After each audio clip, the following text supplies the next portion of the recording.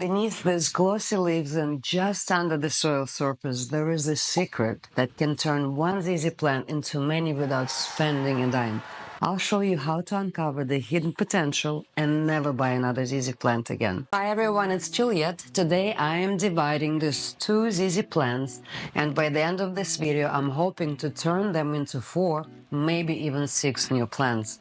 I will walk you through everything step by step, from choosing the right pots to caring for each new division so you can easily multiply your gorgeous ZZ plants. The best time to divide ZZ plants is during spring or early summer, when the plant is actively growing. During this period, the plant is better equipped to recover from the stress of division and establish new roots and its new pots. Dividing ZZ plants is a great way to manage their growth when they outgrow their pot, especially if you'd rather not move them into a larger container. It is also a perfect opportunity to propagate and enjoy even more ZZ plants in your space. Before we start dividing, let's talk about pot and potting mix selection. Choose a pot with drainage that allows your plant to grow comfortably by providing proper soil coverage. Make sure the pot isn't too large, as this can lead to excess moisture around the roots after watering. For ZZ plants, we need to use well-draining potting mix that helps prevent root rot. A mix formulated for succulents or cacti also works well because it allows excess water to drain quickly while still holding enough moisture for the plant's needs, ensuring the roots aren't submerged in excess moisture. By creating an ideal home, you'll help those hidden underground jewels thrive. Now let's dig in and discover what is waiting beneath the surface. I would encourage you to wear gloves when handling these plants, as their sap is mildly toxic and may lead to itching, redness, or discomfort when it comes into contact with your skin. I will start with this young ZZ plant, which is much easier to divide compared to mature root-bound plant. Even though it's a small plant, but you can see its roots already pushing against the pot, deforming it and creating those bumps on the surface. Perfect time to get this guy out. I will use pruners to cut the pot not to cause any damage to the roots.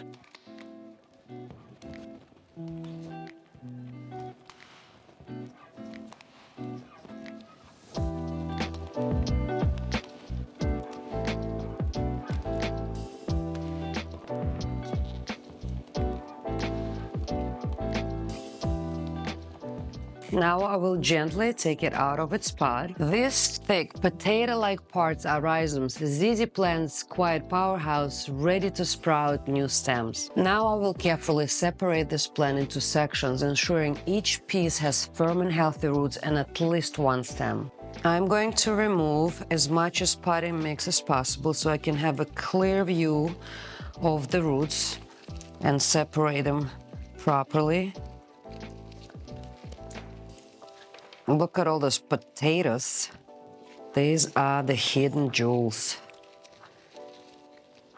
All right, now I can see where I can separate the plant. I will gently pull it apart. You see, it's very easy, it just comes apart. So this is one. See how healthy the roots are? That's a very good healthy plant. This potato also has few stems in and healthy roots. We can break this part also in few more plants. Yeah, look at this. This is beautiful.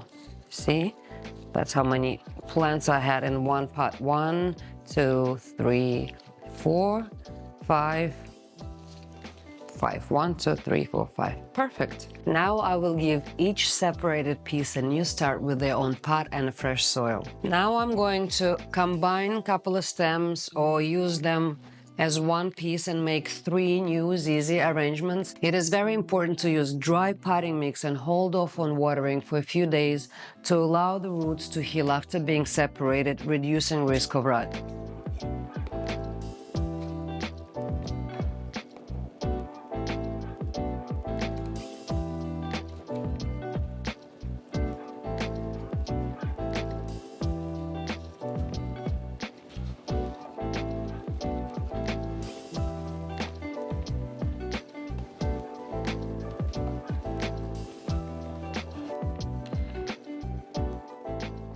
I'm going to combine these 2 stems together. Just gonna add a little bit of soil at the bottom. and position the stems in the pot. You have to make sure when you're placing them in that there's enough room around the rhizomes for the proper soil coverage. Get all the roots in there, and you can go pretty deep and bury the stem. We see where the color is changing from light to dark. You can go right above this line. It'll be absolutely fine. So now when this guys are in, I can just add the soil and it will be done.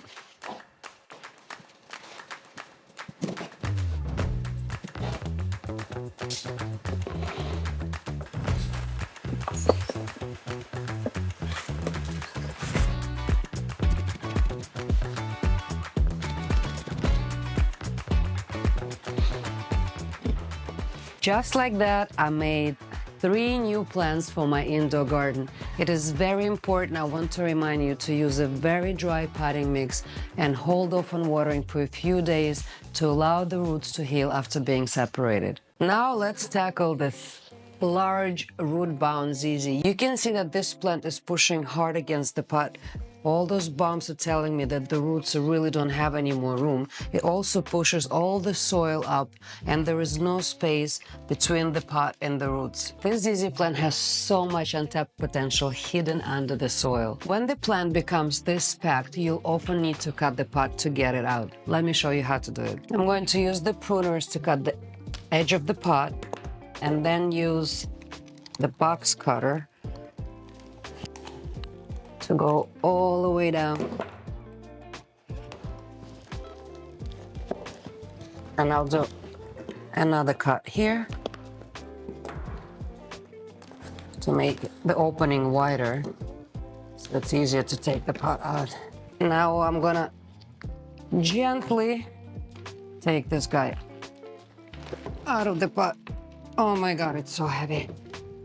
Now you can see how dense the roots are, how root-bound this plant is.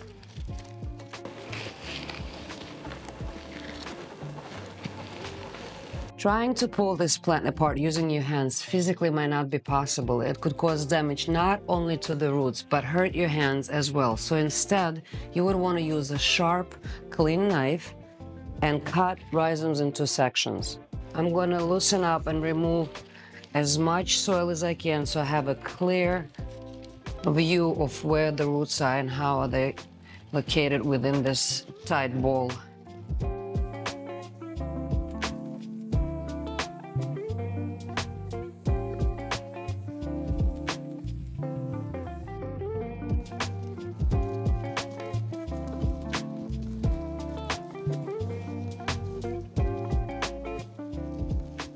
All right, I can see one rhizome pretty clear, so I can work with that.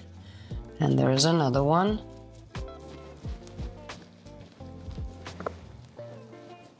It is important to use a very sharp knife and make sure it's clean. I'm going to spray it with rubbing alcohol not to introduce any bacteria to the roots. I can see this section clearly, so I'm going to start with this part. I'll just slide my knife in here and make a cut and see if I can move it. Now I can move it easily with my hand. Yeah, the one part is out. Yeah, this root is not the healthiest. It has a little bit of damage, but we still have a pretty healthy part here and few good strong stems that are coming out of this rhizome. Now it seems that I can use my hands and pull this part out. Yeah, it's all coming out. This is perfect. This guy got a little cut, but again, we still can use this part. It has a really nice, good set of roots.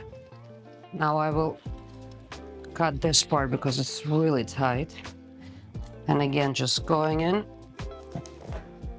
and pressing down. Yeah, this part is out. Yeah, we have a really good, healthy set of roots here. So this is all good. Look at the size of this bulb. It's amazing. Let me see if I can, yeah, I can pull it apart. This is great. Less cutting will do, better. Wow, look at this. It's amazing. Now we have just 2 parts left and I can separate them. Oh no, look, hidden gem. There are 3 parts in here. All right, so we have 3 more plants in here, which is amazing. Yep, there it is. Our little guy. And this is the last part here. Now I will remove as much as possible of the old soil to keep them all clean and ready for the next step.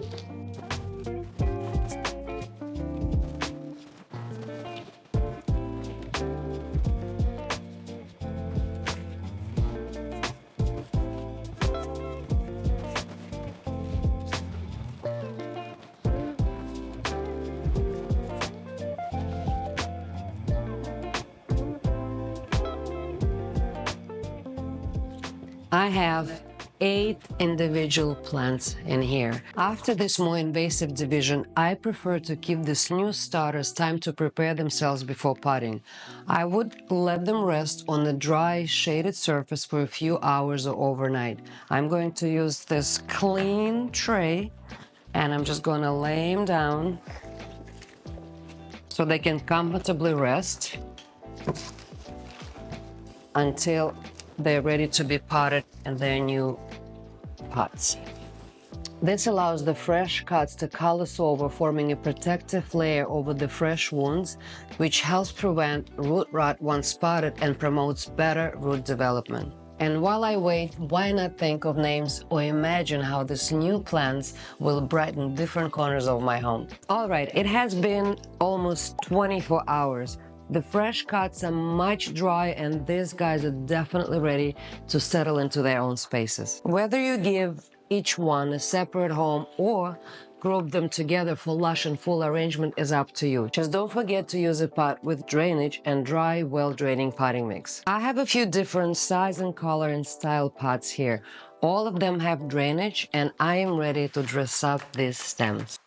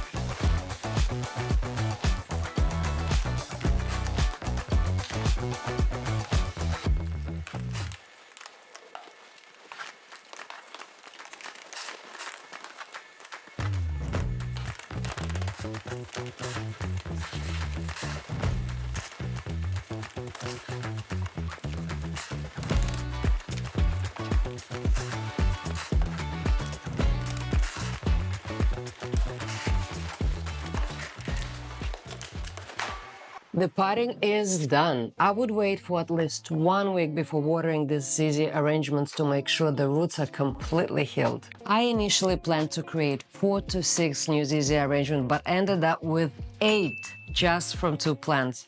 Like discovering hidden treasures, you never know how much you'll uncover until you start digging. After dividing and repotting a ZZ plant, it typically takes about 4 to 6 weeks for the plant to acclimate to its new pot and environment. During this time, the plant may go through a period of adjustments where it may show signs of stress such as yellowing leaves or slower growth, and this is normal. To help the plant acclimate, avoid overwatering. ZZ plants are prone to root rot, so it's important not to water the plant until the potting mix is completely dry all the way through. Provide bright, indirect light. This helps the plant adjust without stressing too much and allow the plant to rest. Avoid moving or disturbing the plant too much during this period. ZZ plants are hardy, and with proper care, they should bounce back and begin to grow steadily again after the acclimation period. And there you have it. Dividing ZZ plant is a simple way to propagate and rejuvenate your collection. And now you can fill your home with the vibrant greenery, no extra cost. Give this a try and let me know how it goes in the comments below. And if you found this video helpful, don't forget to like and subscribe. Green up your life and keep smiling.